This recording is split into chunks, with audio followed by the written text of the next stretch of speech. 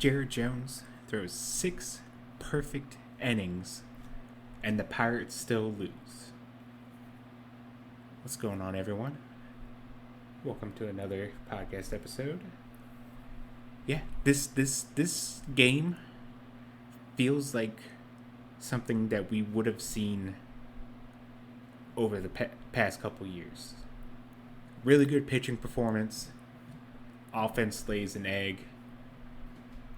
The pitching wasn't perfect, so the Pirates lose.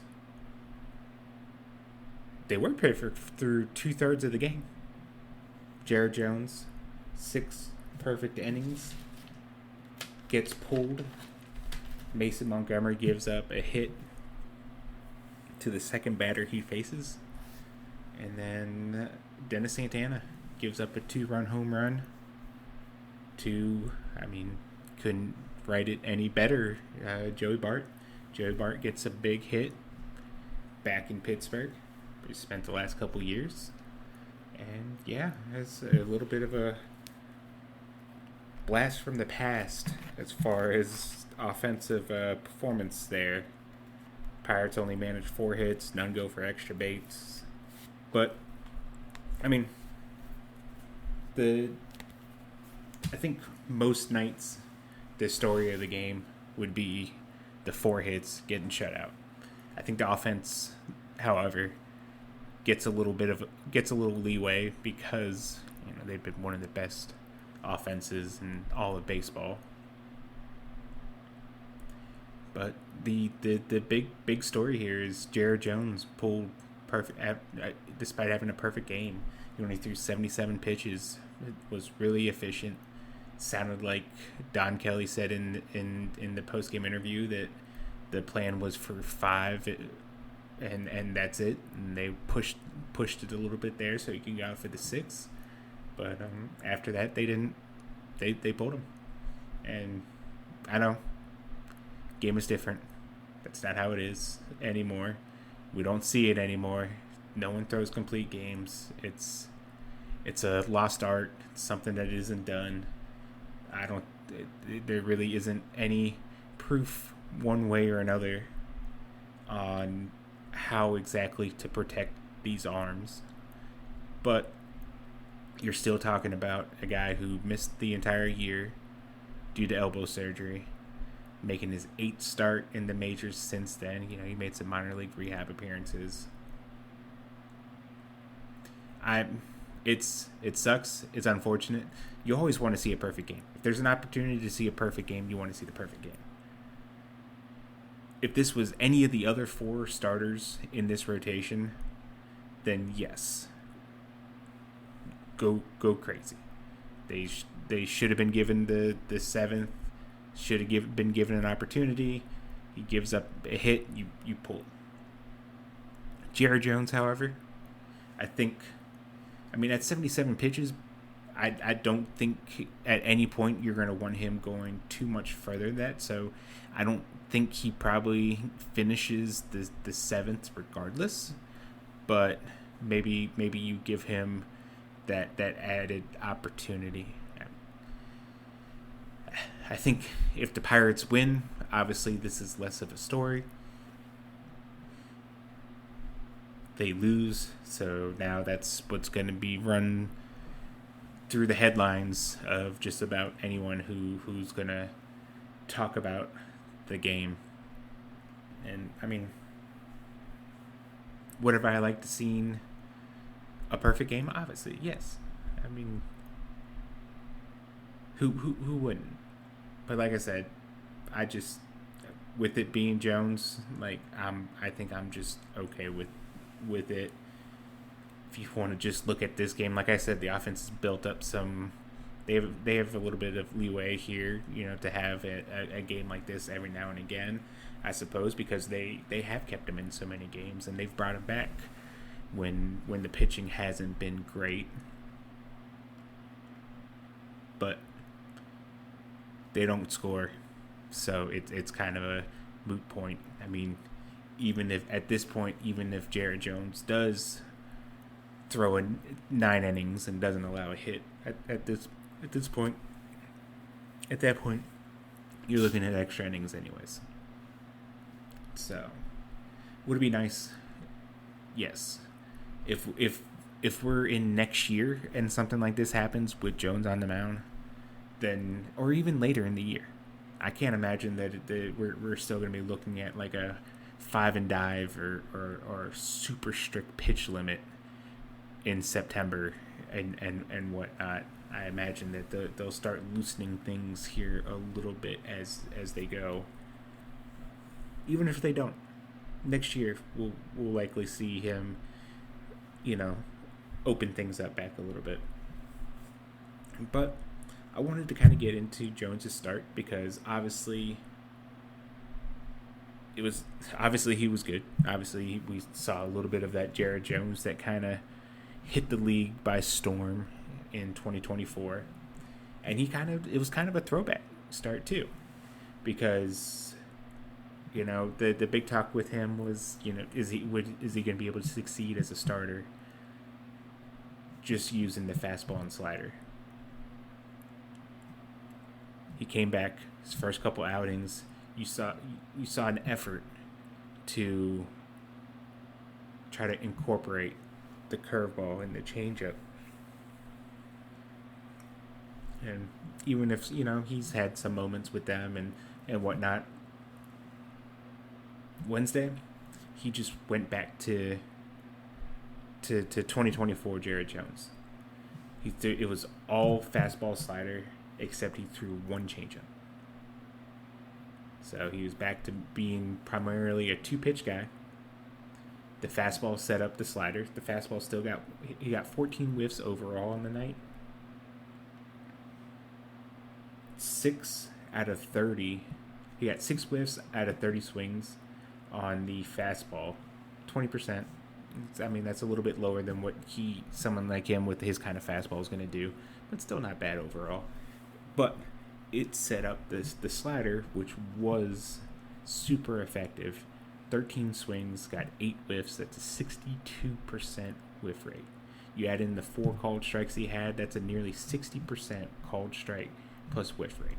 It's almost 60% of the sliders that he threw were either a called strike or a swing and miss. It's just a fantastic outing overall.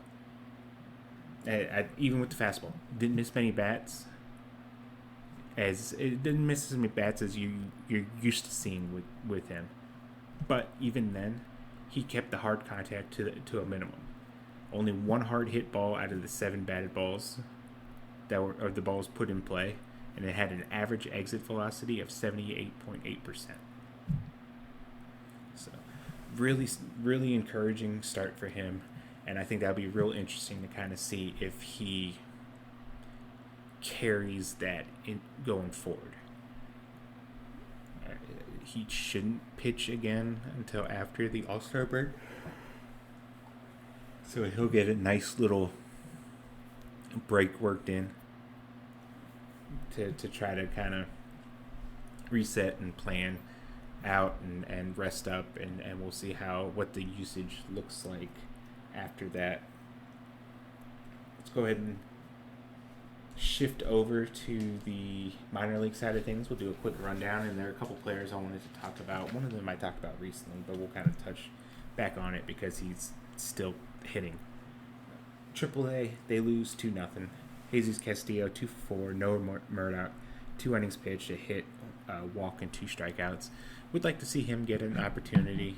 I don't know who exactly you move there. I'm sure there's some easy. There's probably some easy answer or something like that preference and whatnot. But I think there's a lot of intrigue there with him as like a sinker sweeper kind of guy that can come in and get some ground balls.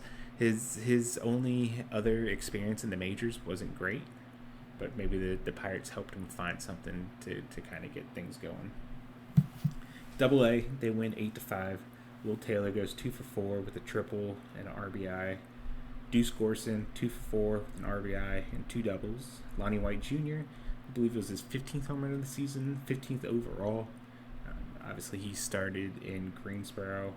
Kiner Delgado 1 for 4 with 2 RBIs and a stolen base. Greensboro keeps hitting. They're what they're doing right now is incredible. They're just lighting up the. I don't know what like the record is for most runs in a season, but like we're starting to get to the point to where like maybe we need to do that kind of research because they potentially could be pushing for that. They win 16-3. Sammy Staffer goes 2 for 5 with another home run. Murph Gray 3 for 5 with a double, 3 runs and a stolen base. Dylan Palmer 2 for 4, 3 runs, scored an RBI, a walk, and a double. Brian Sanchez hit another home run. Severino, he hit his 20th home run of the season. 2 stolen bases, 1 for 3, 3 runs scored. Or no, it was 2, yeah, and then 2 walks as well. But Severino, that was his 20th home run of the season. He's 21 years old. He's hitting 264, 308, 540. Now, the power's always kind of been there. It's just kind of someone in the NS9 Discord, they kind of made a nice little comparison there, like with like Javi Rivas. Rivas hit for a lot of power. The strikeout rate on the surface level was improving, so that gave some hope, some encouragement that maybe he was kind of figuring things out. But then when you kind of dug in under the hood, you saw the contact rate was still kind of low, and then you saw like the swing and strike rate was still way too high. And it's kind of the same case with Severino. Severino has a sub 70% contact rate, and the swing and strike rate is right at 17%. Both of those aren't really going to play. If he's doing that in high A, he's probably going to run into some issues in the upper levels. That being said, definitely looks like he's starting to maybe potentially hit his way into. I don't think there's a rush to get him to Double A. Really, you don't really have too many guys that you can kind of fill the roster out right now. It looks like Yodani De Los Santos is hurt anyways, so you don't have much infield help. He's kind of like, and he's kind of found a nice little versatile role there in Greensboro. Which, the longer he stays in Greensboro, it kind of feels more likely that he has the potential to obviously hit 30 or even come close to 40 home runs. I think one thing before I go to the next part, she's probably worth mentioning with the South Atlantic League. I looked this up on Baseball Reference the other day. There's already been 100 more, as we're past that now, well over 100 more home runs hit to this point of the season than there was all of last season. And home runs are up everywhere in the minors. If you want to look at it at a player base, last year only 2 players in South Atlantic League play, just while they were playing in the South Atlantic League, only 2 players hit 20 home runs. We're not even at the All-Star break, and we already have 4. And then looking at it, there's multiple that have like 17, 18 or so. So we're gonna have there's a chance that we're gonna have. I'll have to dig more into this, and that way we can kind of give a good comparison. Maybe that'd be good for something for tomorrow. But I want to go by year, the last 5 to 10 years, and see how many like 20 home run hitters there were, and compare it to like the pace that we're on right now. So it's definitely something to take into account when you see some of these home run numbers, that clearly something's going on in the South Atlantic League. Conspiracy theory, you could run with some conspiracy theories, but I mean something clearly, maybe it's just the pitching now at this point in the lower levels, but something's changed to where just the ball is flying out of the stadium. Bradenton, they win 6-5. Johan De Los Santos, he goes 1 for 5 with 2 runs scored and a double. Braylon Brazoban 2 for 3 with a walk, a double, stolen base. Richard Ramirez 2 for 4 with a double, a home run, and 2 RBIs. It's 3 straight games with a home run now. He has 4 in the month of July, 14 hits. 8 of them have been extra base hits. He also has 4 doubles. So really finding the power, really tapping into that raw power that he has. Cannon Reader goes 2 for 4, 2 runs scored. The DSL Gold, they played a makeup game, it looks like, or just a different schedule. Rookie league teams are usually off on Wednesday, but they win 11-3. Wilton Guerrero Jr. goes 2 for 2 with 2 runs, an RBI, 2 walks, a double, and a stolen base. The complex league team, they gave up. They only got 2 hits. They got shut out 3-0. Jaden Kim and Daryl Morrell got the 2 hits. But looking ahead to Thursday, a couple more days away from the draft. Wednesday,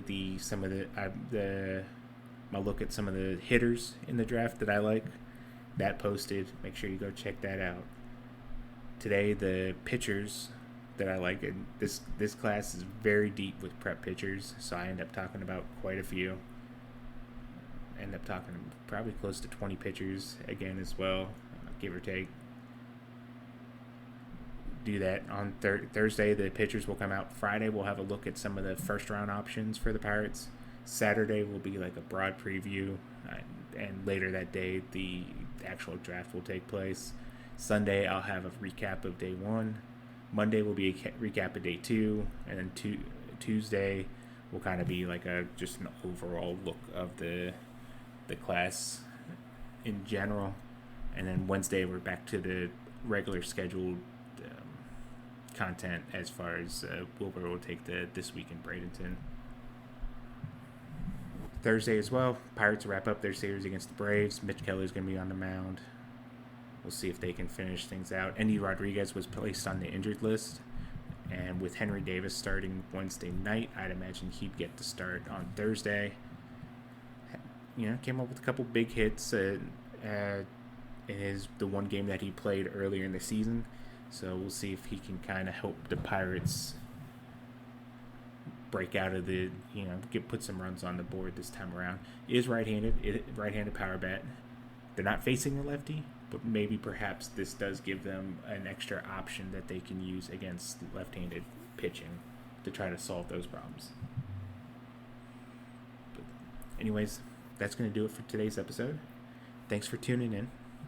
As always, head to Bucks on Deck Substack. Daily content, the entire Pirates organization, top, bottom, rookie league stuff, all the way up to the majors. Subscribe, Bucks on Deck Substack. Check out the YouTube channel for some videos on the players and long form videos, stuff like that. Check all that out. Subscribe, and we'll catch you guys again next time.